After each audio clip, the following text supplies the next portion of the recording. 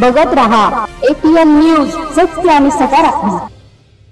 बंजारा भूषण माननीय श्री रामेश्वर भाऊ नाईक यांची मुख्यमंत्री सहाय्यता निधी विभाग प्रमुख या सर्वोच्चपदी नियुक्ती झाल्याबद्दल त्यांच्यावर शुभेच्छांचा वर्षाव होत आहे। याबाबत सविस्तर असे की बंजारा समाजासाठी अहोरात्र झटणारे, सर्वांच्या सुखदुःखात धावून जाणारे एका छोट्याशा तांड्यातून आज एवढ्या उच्च पदावर विराजमान झाले, यावरूनच त्यांच्या कष्ट आणि कार्याचा अंदाज येतो। काही दिवसांपूर्वीच अंमलात आलेली शासकीय योजना ती म्हणजे संत सेवालाल महाराज बंजारा लमाण तांडा समृद्धी योजना।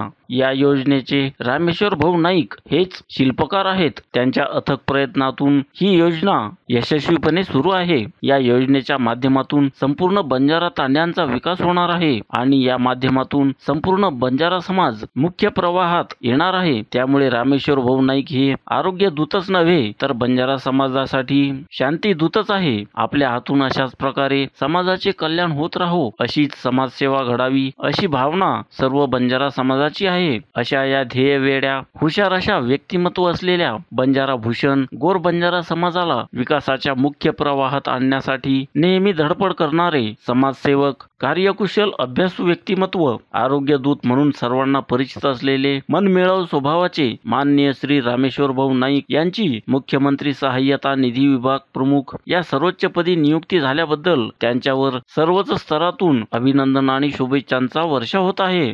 APN न्यूज साठी गोर अर्जुन पवार नुसावत, छत्रपती संभाजीनगर। APN न्यूज, सत्य आणि सकारात्मक।